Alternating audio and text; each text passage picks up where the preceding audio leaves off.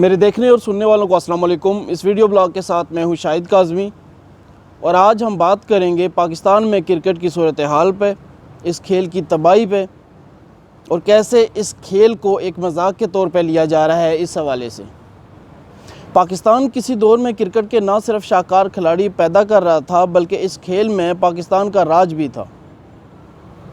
हम तवक्को ये कर रहे थे कि नए पाकिस्तान में, क्योंकि हमारे मुंतखब वज़ीर-ए-आज़म साहब जो हैं वो ख़ुद एक साबका क्रिकेटर हैं, तो इस हवाले से और कुछ भी ना करें तो कम से कम मुल्क में क्रिकेट की सूरत हाल लाजमी तौर पर बेहतर कर देंगे। लेकिन ऑस्ट्रेलिया में पाकिस्तानी क्रिकेट टीम की जिस तरह की कारकर्दगी रही है, उस हवाले से ऐसी तमाम उम्मीदें वक्त से पहले दम तोड़ गई हैं। श्रीलंका के ख़िलाफ़ अभी क्रिकेट टीम का ऐलान हुआ है, उस हवाले से कई साल तक नज़रअंदाज किए जाने वाले फवाद आलम को दोबारा से टीम में शामिल किया गया। कोई शक नहीं कि फवाद आलम की कारकर्दगी बहुत बेहतरीन रही है, लेकिन इस हवाले से सवाल ये उठता है कि उनको पहले मौका क्यों नहीं दिया गया। दूसरी जानब एक नहायत अहम पहलू जो हम नज़रअंदाज कर रहे हैं, हम इस वक्त चीफ सेलेक्टर, हेड कोच और बैटिंग कोच की तमाम जिम्मेदारियां एक अकेले मिसबाह-उल-हक पर डाले हुए हैं। मिसबाह-उल-हक अपने दौर के, अपने वक्त के एक अजीम खिलाड़ी थे और कोई शक नहीं कि उनकी कारकर्दगी मिसाली रही और उनकी कप्तानी में टीम ने कारहाय नुमाया सारे अंजाम दिए। लेकिन क्या जदीद क्रिकेट में मिसबाह बैक वक्त बैटिंग कोच, हेड कोच और चीफ सेलेक्टर की ज़िम्मेदारियां निभा सकते हैं? कहीं ऐसा तो नहीं कि हमने उनके कंधों पर ज़िम्मेदारियां ज़रूरत से ज़्यादा डाल दी हैं जिनका बोझ वो उठा नहीं पा रहे और लामोहल्ला इसका नुकसान टीम को हो रहा है। ऑस्ट्रेलिया में जिस तरह की टीम की कारकर्दगी रही वो हमारे सामने है।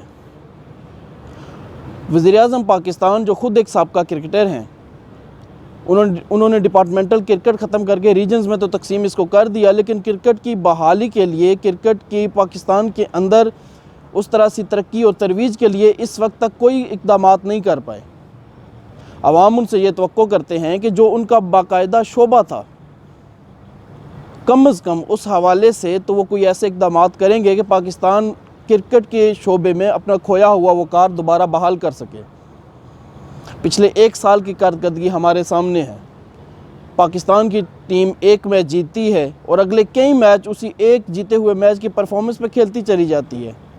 खिलाड़ी किसी एक मैच में कारकर्दगी दिखाने के बाद मुसलसल कई मैच उसी एक मैच की कारकर्दगी पे खेलते चले जाते हैं। क्या हमारे मुल्क में डोमेस्टिक ढांचा मौजूद है क्रिकेट का? अगर मौजूद है तो वो अच्छे खिलाड़ी क्यों नहीं पैदा कर पा रहा?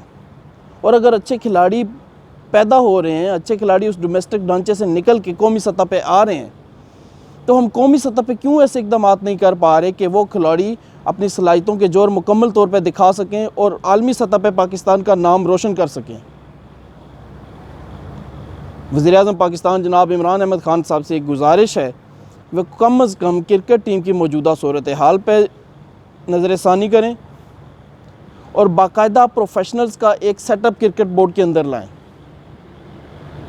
कोई खिलाड़ी अजीम है, अपनी जगह बेशक है, लेकिन उसकी अज़मत इस बात की गवाही हरगिज़ नहीं देती कि वो बैक फ़र्क 3 से 4 शोबों में एक जैसी खिदमत सर अंजाम दे सकता है। आप सबका बहुत बहुत शुक्रिया। अगर आपको मेरा ये वीडियो ब्लॉग पसंद आए तो वीडियो को लाइक कीजिएगा, शेयर कीजिएगा और चैनल को सब्सक्राइब करना हरगिज़ ना भूलिएगा। अल्लाह हाफ़िज़।